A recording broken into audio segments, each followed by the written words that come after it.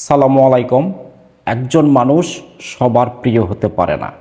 আমি কিছুক্ষণ আগে একটা ভিডিও পাবলিশ করেছিলাম। সেই ভিডিওটার টাইটেল ছিল যে আল্লাহ তাআলা হয়তোবা মালয়েশিয়া অবৈধ প্রবাসীদের দোয়াটুকু কবুল করেছে, কিন্তু ভিডিওটা ছিল 4 মিনিটের উপরে। আমি ভিডিওটার কোনো অংশে বলি নাই যে মালয়েশিয়া অবৈধ প্রবাসীদের বৈধকরণ শুরু হয়েছে বা শুরু হবে, এই কথাটুকু আমি কোনো জায়গায় বলি নাই। আমি শুধু বলেছি একটি কথাই, যে হয়তোবা যেভাবে কলিংটা যে ঝামেলা চলতেছে সে তুলনায় সামনে হয়তোবা অবৈধ প্রবাসীদের কোনো একটা গুড নিউজ আসতে পারে।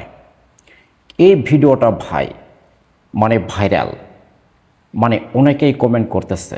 কমেন্ট আমি এইমাত্র দেখলাম, সেই ভিডিওতে কমেন্ট পড়েছে যে কত 70-80টার মতো কমেন্ট, আর ভিডিও কিন্তু ভাইরাল। কিন্তু 70-80টা কমেন্টের ভিতরে 2টা কমেন্ট আমি দেখলাম যে ভাই আপনি কি অন্য কিছু খাইয়ে দাইয়ে ভিডিও শ্যুট করেছেন। তার মানে যেভাবে কমেন্টটা করেছে ভাই, পুরা অংশটুকু আমি এখানে বলতে পারতেছি না, এমনভাবে কমেন্টটা করেছে। ভাই আপনি কি দেখাইতে পারবেন যে 4 মিনিট যে ভিডিওটা ছিল, সে ভিডিওটার কোনো অংশে আমি বলেছি যে মালয়েশিয়া অবৈধদের বৈধতা দিবে বা শুরু হয়েছে? এটা কি আপনি বলতে পারবেন? আমি কিন্তু কোথাও বলি নাই। আমি শুধু বলেছি একটি কথাই, যে হয়তোবা সামনের দিনগুলিতে কিছু একটা হতে পারে বা অবৈধ প্রবাসীদের জন্য কোনো একটা ব্যবস্থা হতে পারে। ভাই একজন মানুষ কিন্তু সবার প্রিয় হতে পারে না। একজন মানুষ সবার প্রিয় হতে পারে না, তার কিন্তু অনেক হেটারও থাকতে পারে। ভাই আমি কিন্তু একজন মালয়েশিয়াতে কামলা দিয়ে খাই। আমি একজন মধ্যবিত্ত ঘরের ছেলে পেলে।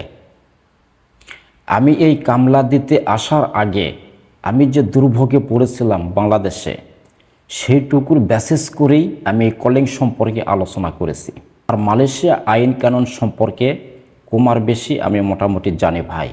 বা মালয়েশিয়া আইন সম্পর্কে ভাই আমার 14 গোষ্ঠীও মালয়েশিয়া আইনের বিরুদ্ধে কথা বলতে পারবে না। শুধু আমি কেন মালয়েশিয়া আইন কানুন মেনে আমাদেরকে চলতে হবে, বা আইন কানুন মেনে আমাদেরকে কথা বলতে হবে। আমার 14 গোষ্ঠীও মালয়েশিয়া আইনের বিরুদ্ধে কখনো কথা বলতে পারবে না, বা কখনো কথা বলা যাবেও না, বা সেটার নিয়মও নেই। যেহেতু আমরা বাহিরের দেশের লোক, আমরা এই দেশে ক্ষণিকের জন্য আসছি, বা এই দেশের আইন কানুন নিয়ম নীতি আমাদেরকে মেনে চলতে হবে। আইনের ঊর্ধ্বে আমরা কখনোই যাইতে পারবো না। এই দেশের সরকার যদি মনে করে যে বাংলাদেশ থেকে লোক আর নিব না, কিচ্ছু করার নেই। এই দেশের সরকার যদি বলে যে 1 বছরের ভিতরে বাংলাদেশি পারমিট থাক আর পারমিট না থাক, সবাইকেই দেশে যেতে হবে, যার দেশে। বাইরের দেশের কোনো লোক আমি এই দেশে রাখবো না, সেটাই কিন্তু আমাদেরকে মেনে নিতে হবে। আমি যখনই যে টপিক নিয়ে কথা বলি না কেন, আমি আমার নিজের স্বার্থ নিয়ে কোনো কথা বলি না। আমি শুধু কথা বলি একটাই, যে আমাদের বাংলাদেশি ভাইয়েরা যে এখানে যে বিপদগ্রস্ত রয়েছে, তাদেরকে একটু সাপোর্ট দেওয়ার জন্যই আমি কিছু কথাবার্তা এখানে বলে থাকি বা তুলে ধরি, জাস্ট এতটুকুই।